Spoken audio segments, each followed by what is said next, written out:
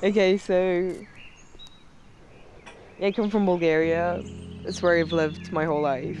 Um, and the story which I'm about to tell is one of the things that made me want to study what I'm studying now, which is cultural studies. And it's one of the things that made me actually want to leave my country to in order to get as much as I can out of good higher education in order to then come back in Bulgaria and maybe try to fix some of the problems which make this story what it is. We're lying on the grass in the small garden in Canterbury right next to the river, and the sun is just about to set. We're watching the sky go pink, or actually kind of purple now, and you can hear the birds sing in the trees. Right. So before coming to the UK to study, in 2015, I was working in a cafe in my hometown, Sofia in Bulgaria, um, which was like in the city center, like a small kind of, it was quite ugly actually, like Greek style cafe that actually just opened that year. So I was there when we were opening it, um, and it was quite of like a, I mean, kind of like a fancy place. So you get like only uni students and like nicely dressed people. And there was this little gypsy girl that used to come sometimes. She was called Petya. She was, I think, 8. Yeah, she was 8. She was in the second grade.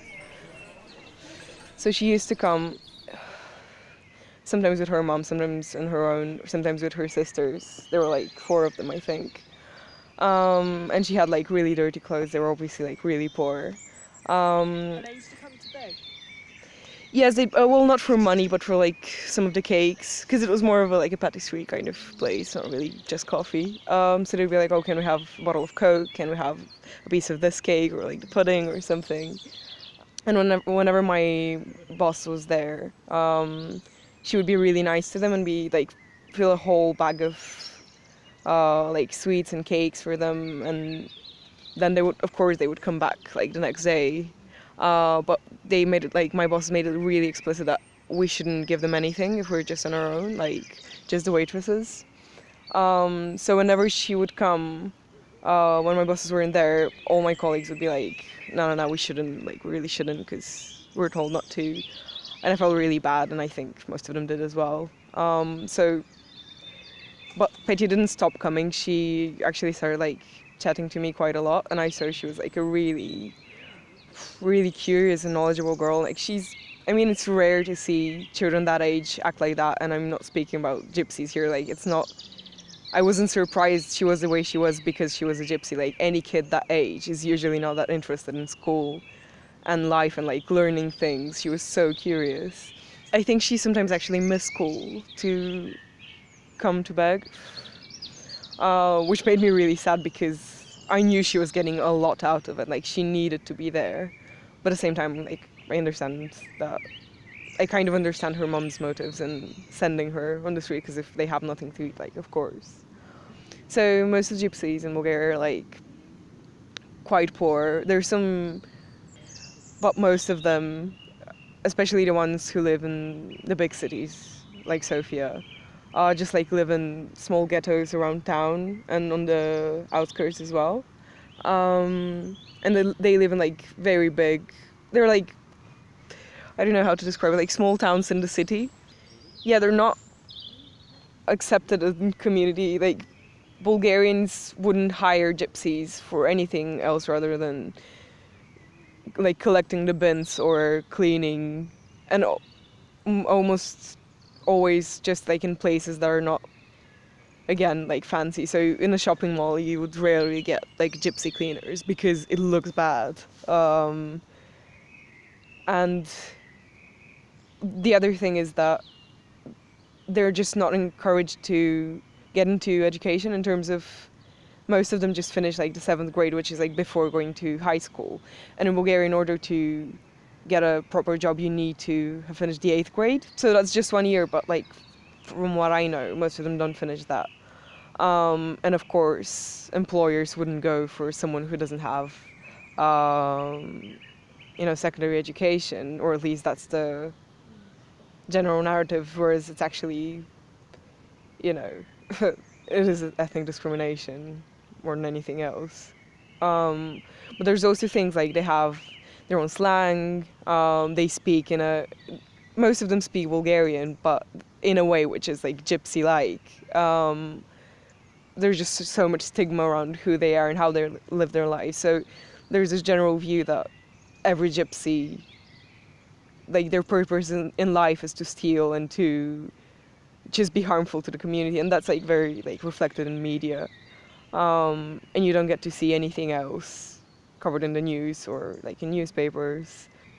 So yeah, Petya was in the second grade, and like because of all these things, I was like really pleased to see how well she was doing in school and like how much she's learned. Like she would tell me all about the things she was studying and like explain maths and like Bulgarian and how she's learned to write and all this kind of stuff. And she was one of the things like that struck me the most is like she was already like ahead of other students and was like she couldn't wait for the third grade and like learning history, geography, all this sort of stuff, which wasn't present in the second grade. Like she was already smarter than that.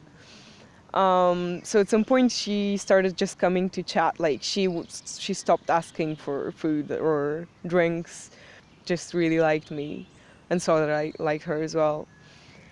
Like her clothes were quite dirty, but like always really colorful. Like I could say that she was like trying to look nice.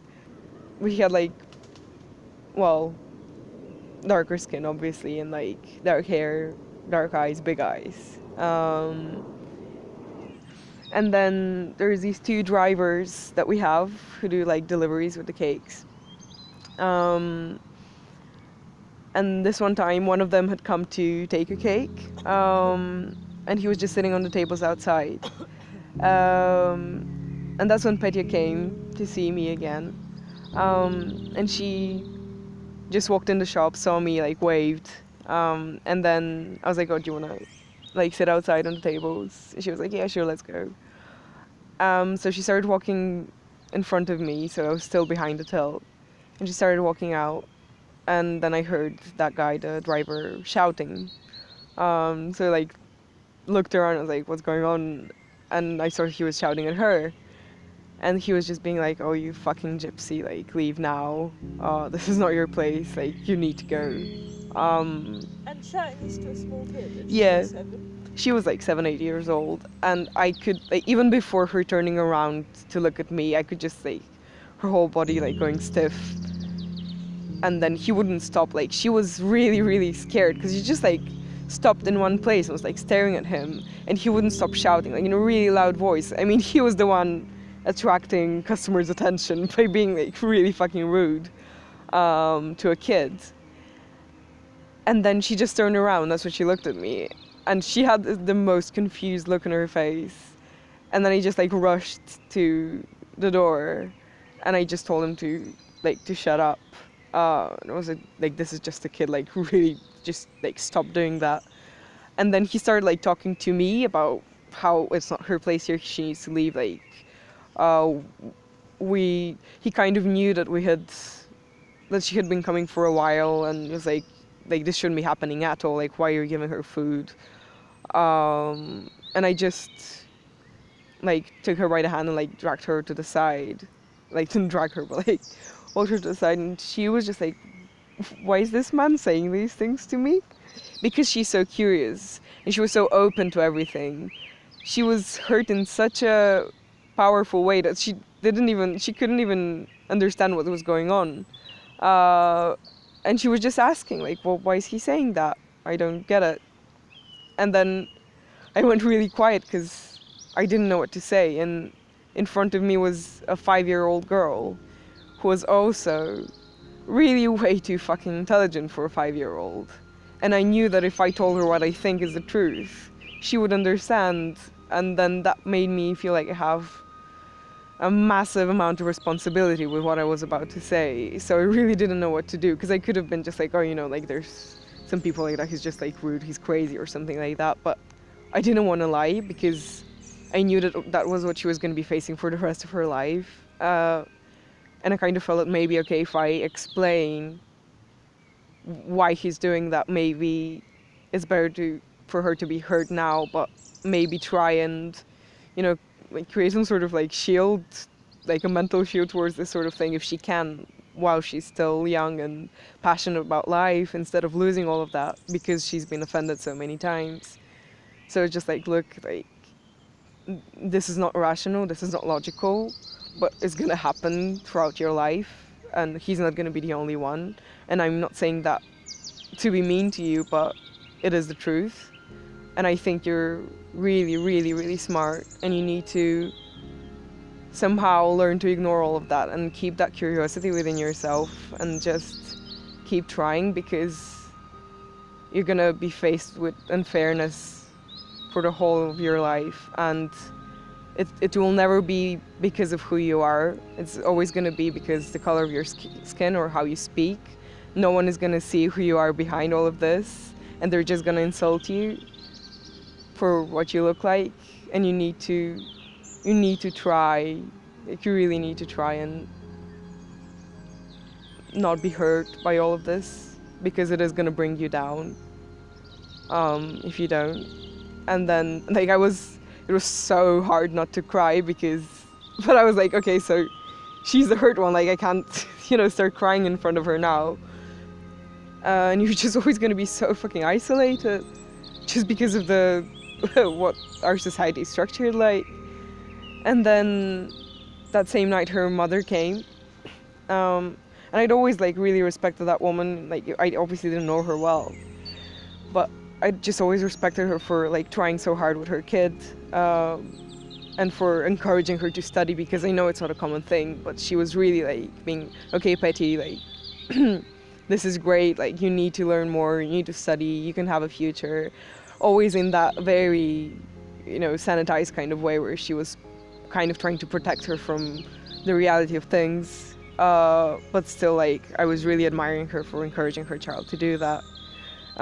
So she came that night, and right next to the cafe there's a small like passage towards like the houses on the side, so it's always like very dark there, and that's where you go if you want to speak to someone in person. So I've had like a lot of strange conversations there, like intimate moments as well, like kissing someone, and it's just like a very symbolic place, but that just made it change its meaning completely. So I just took her mother there, and I was like, listen, like, something happened today, and what worries me about it is that it's not something unusual.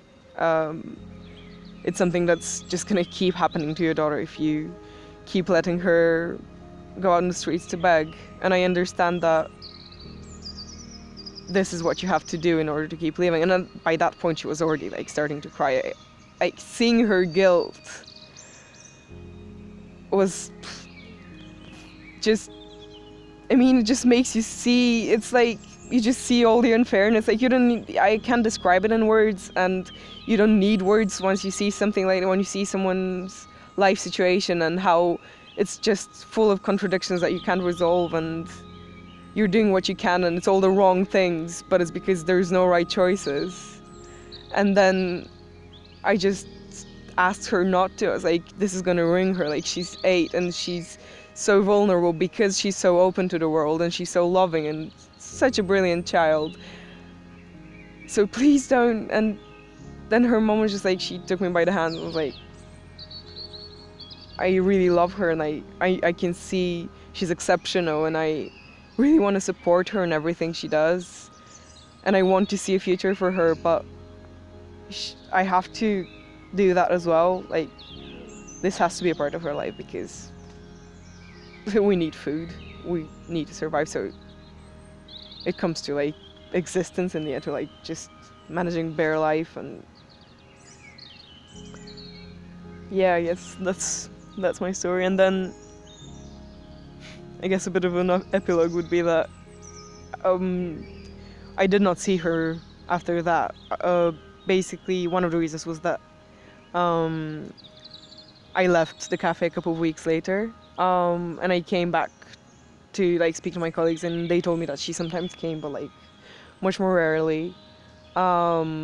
it would usually be her mum, or they would just come after the cafe is closed to get like the bread that was left after the day.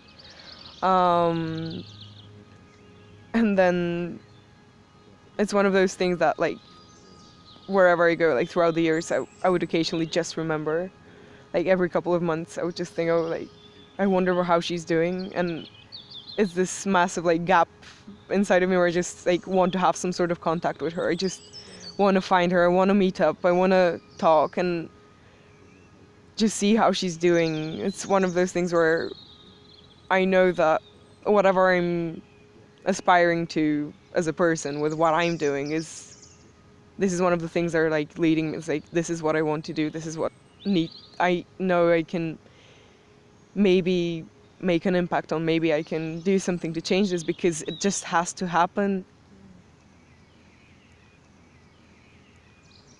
So yeah. And what's the moral of the story? I didn't I don't necessarily think it's one of those stories that has a moral to it because I could go like, okay, don't be mean to people without knowing them, but that's such a cliche, and it just doesn't work in real life, and that's why I think the moral of the story is that some stories shouldn't have morals to them. Like, Okay. For more stories like this, click subscribe. You've been listening to Stories for Cigarettes.